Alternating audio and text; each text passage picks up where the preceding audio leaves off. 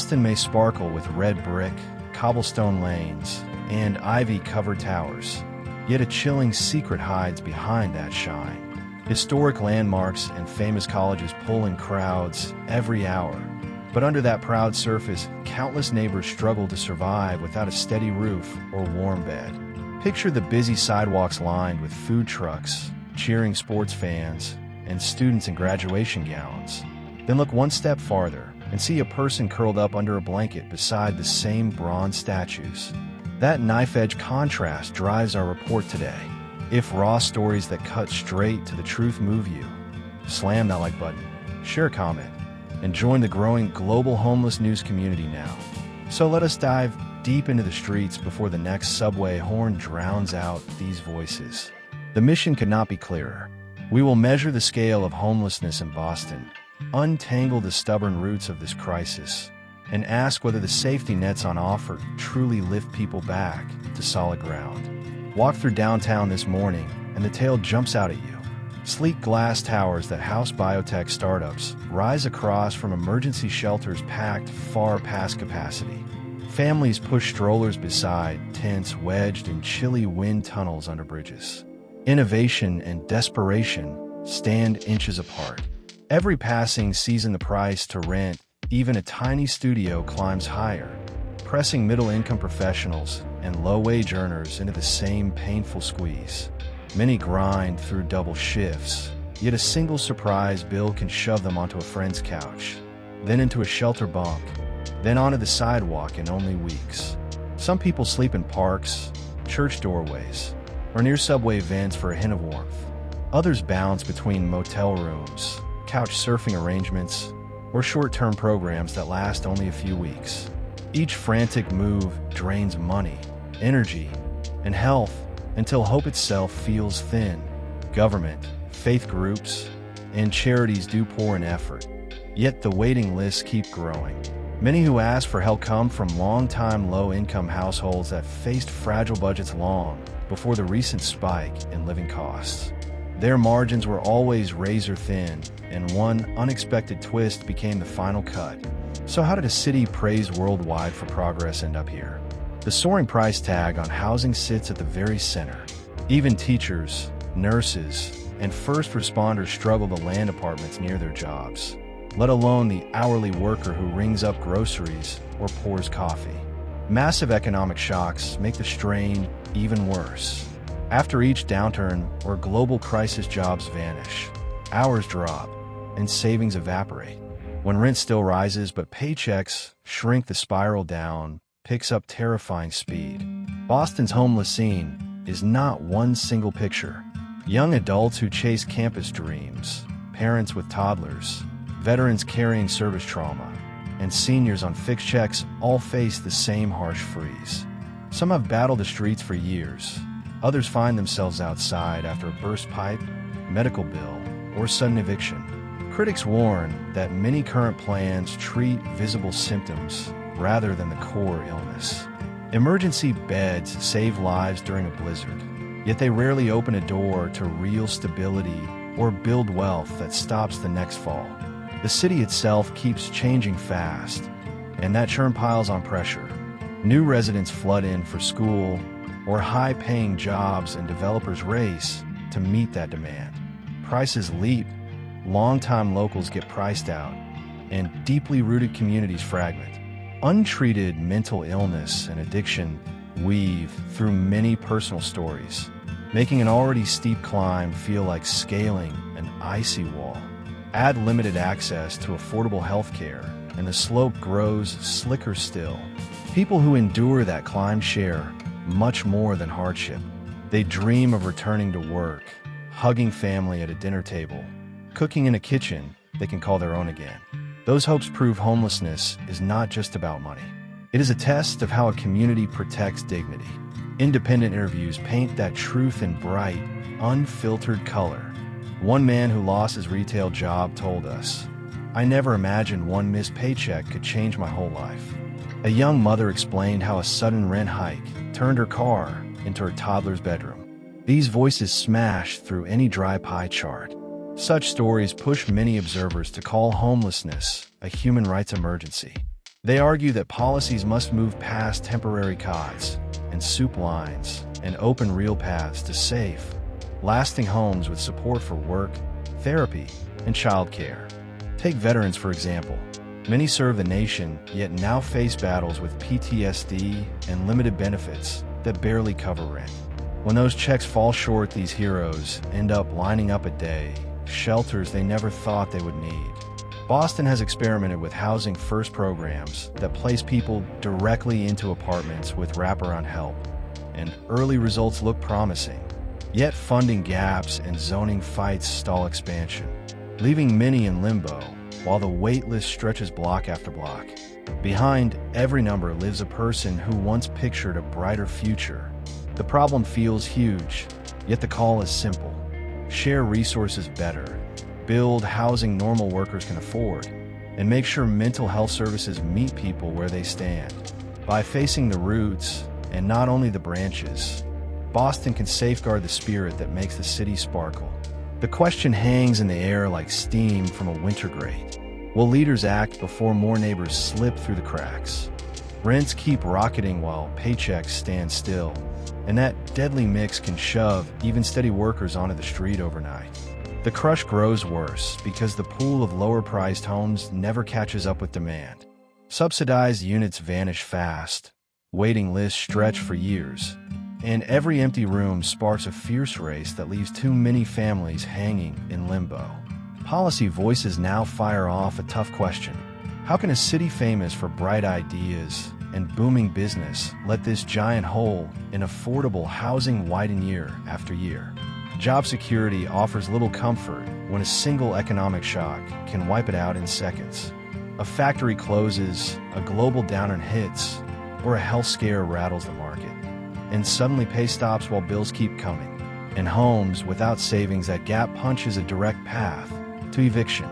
The fallout does not stay behind closed doors.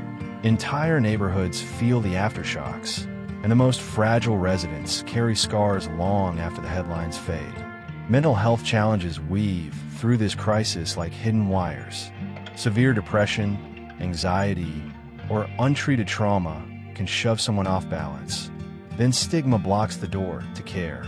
Substance abuse often tags along, feeding on stress and creating a loop that is brutal to break. Fixing those wounds calls for much more than a pill and a pamphlet.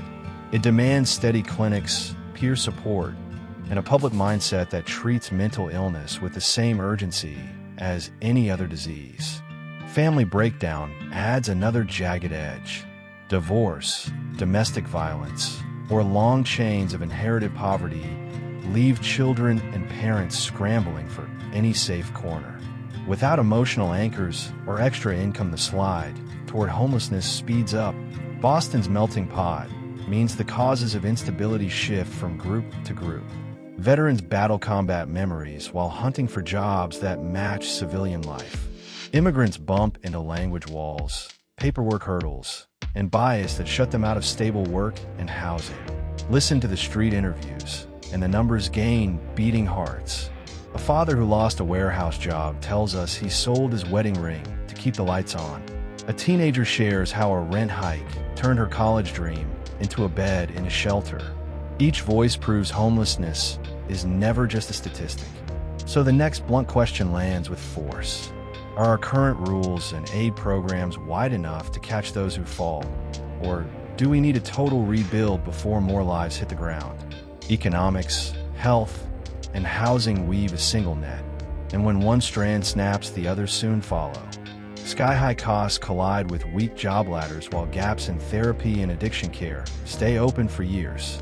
That triple threat leaves many residents in an impossible corner. Urban planners, social workers, and activists all point toward a deeper wound called systemic inequality. Without closing wealth gaps and boosting wages, every quick fix will crumble, warn the experts, and the crisis will march on. The clash of shining prosperity and private heartbreak now defines Boston's skyline.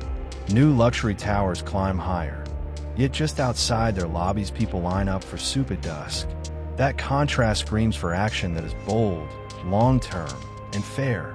In our next segment, we will test whether safety nets can match this towering challenge, and what fresh ideas might turn emergency relief into lasting change. Stay tuned. Boston and Massachusetts have already launched a fleet of social aid programs to slow the slide, and many work together in a rare display of team spirit. Government departments, charities, and neighborhood groups pool staff and supplies, echoing the cooperation often spotlighted in gripping homeless reports. Emergency shelters and short-stay centers form the first shield against frostbite and danger. They hand out hot meals, blankets, and a lockable bunk, a lifeline on winter nights. Yet these hubs overflow as temperatures drop, and services shift wildly from one location to the next. Mobile clinics now roll through troubled blocks, giving free exams, vaccines, and urgent mental health checks. State health workers say the vans save lives, but critics fear the demand leaps faster than budgets can follow. Can these rolling clinics scale up before the next cold snap strikes? Food aid plugs another hole. Federal SNAP funds stretch grocery money, while local kitchens stir giant pots of stew every evening. Even so, long lines snake around buildings, proving hunger still shadows far too many neighbors. Food aid programs are lifesavers. They feed hungry bodies and offer steady routines and friendly faces that remind people they are not alone. Imagine a long line at a community kitchen where strangers swap stories over a hot bowl of soup. That sense of shared struggle and solidarity shines through like a beacon in tough times. But what happened next reveals the real test. Despite major gains in feeding thousands, gaps still yawn wide. Advocacy groups point out that while meals arrive daily, safe homes and steady mental health help often remain out of reach. Boston's leaders know they can't stop at handing out sandwiches. They've started building bridges with nonprofits that specialize in rapid housing placement and care follow-up. These teams move fast, hunting for empty units and arranging doctor's visits. Yet they also ask the hard question: will these fixes stick when the next storm hits? The city's social safety net now stitches together aid from many corners. Shelters, food banks, health vans, and job training centers all work side by side, treating each case as a person's story rather than a cold statistic. Early trials show promise, but the system groans under pressure when demand surges. Policymakers are testing pilot programs that pair housing with full support, therapy, work coaching, and childcare included. Early signs point to fewer returns to the streets, yet skeptics wonder, can these pilots scale up before more neighbors slip through the cracks? Boston's government has rolled out a bold, housing-first plan. It lets people move straight into permanent homes, then tackles issues like finding work or managing stress. This humane method earned praise in many homeless news reports for giving hope where it was once lost. During harsh winters, extra shelter beds pop up citywide. Volunteers serve hot meals, check blood pressure, and hand out blankets. Still, officials admit the rush of new guests tests budgets and staff limits each freezing night. Mobile health units rumble into hotspots, treating cuts, infections, and mental health crises on the spot. These roving clinics save lives, yet they also expose a critical shortfall. How can crews keep up when needs multiply? On the job front, workforce programs offer free skills classes and on-the-job training. Residents learn trades like carpentry or IT basics, rebuilding confidence and paychecks. However, when local industries shift, staff scramble to update courses, raising the question, will these training wheels last on a bumpy economy? To boost housing supply, state incentives tempt developers with tax breaks and faster approvals for lower-end buildings. Block by block, new units appear, yet affordable options still trickle out too slowly for families racing against eviction notices. Data drives every step. Partnerships with universities create live maps of need, flagging neighborhoods with rising calls for help. By tracking trends, leaders aim to get ahead of crises rather than chase them. Still, some worry data alone can't heal hearts left broken by long years on the street. Looking ahead, experts demand a new level of commitment. They call for scaling up housing first until no one is left waiting, backed by permanent funding for mental health clinics right inside apartment complexes. They urge tying job programs to actual local market needs, so training always lines up with hiring. A vision emerges that echoes the best homeless news stories, a city where community groups, government teams, and private sponsors join under one banner. Each role matters. Landlords open doors, therapists guide minds, and neighbors stand ready to lend a hand. Together, they build lasting walls against homelessness. But the clock is ticking. Boston's skyline keeps rising, rents climb nonstop, and lives still hang in doubt. The big question looms. Will this mix of innovation, empathy, and data turn from hopeful pilot into full-scale rescue before more dreams slip away? The strongest way forward is clear. Give people a roof first, then wrap them in the support they need to rebuild. That means not just shelter, but real care, mental health help, substance recovery, and job coaching all under one plan. That's how real change begins.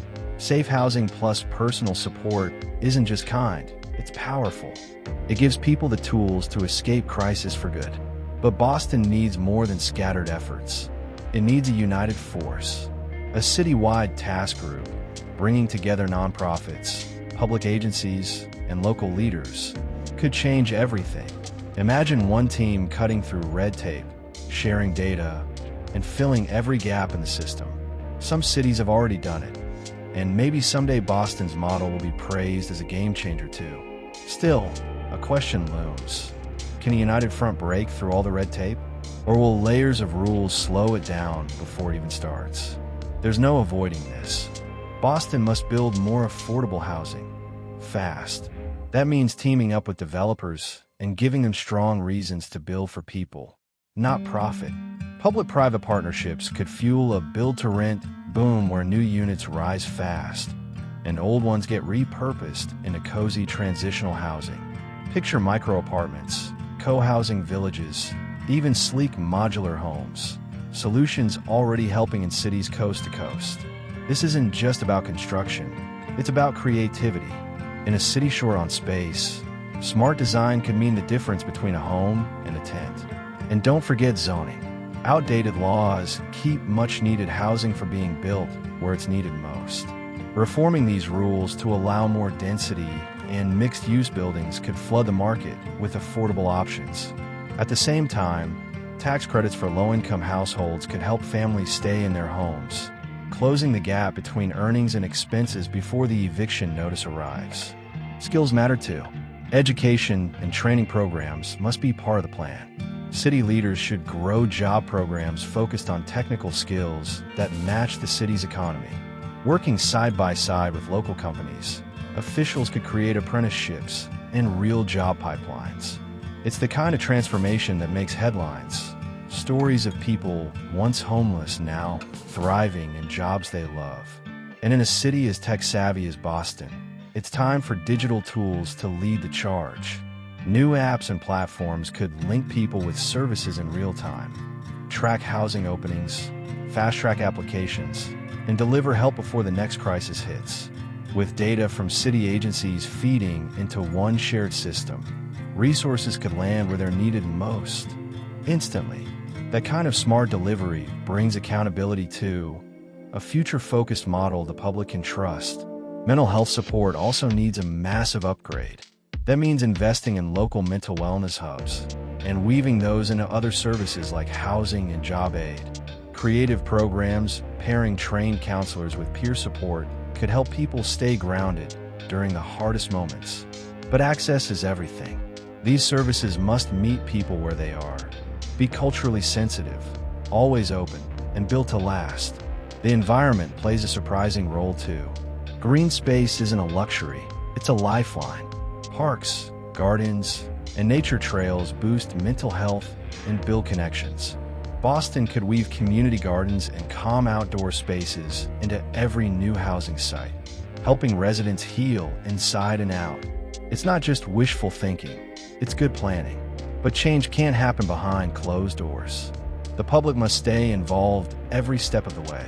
Regular town halls, clear updates, and local news partnerships can keep people engaged and informed. Volunteer drives, neighborhood watch efforts, and grassroots fundraising bring power back to the people. Here's the heart of the message: Boston can only rise together. Every homeless news story reminds us resilience is real, and hope survives even in the darkest corners. From where I stand, the homelessness crisis here hits hard. I've walked these streets, talked with people carrying everything they own in a backpack, and seen the hurt in their eyes. The divide between Boston's glimmering skyline and the struggle on its sidewalks isn't just unfair, it's unacceptable. These are not numbers on a chart. They're people. People who once had jobs, homes, families, and lost it all. Yes, policy failures matter, but the real wound is deeper: a society that forgets to care. Boston once led a revolution. It can lead one again, but it must start by seeing value in every single person, housed or unhoused. Everyone deserves safety. Everyone deserves dignity. Everyone deserves a chance. Fixing this crisis will take more than patches. It needs a new way of thinking, one rooted in empathy and action. If Boston leans into compassion, innovation, and partnership, I believe we can turn this around. Together, we can write a new story, one where no one gets left behind. Conclusion: Boston's homelessness crisis is not just a housing issue. It's a mirror reflecting economic pressure, broken support systems, and social disconnect. But the story isn't finished yet. With bold housing plans, better mental health care, and a united community spirit, Boston can rewrite its future. The road is hard, but the promise is clear: honor the dignity of every person and build a city that truly belongs to all. Let's not just hope for change. Let's create it.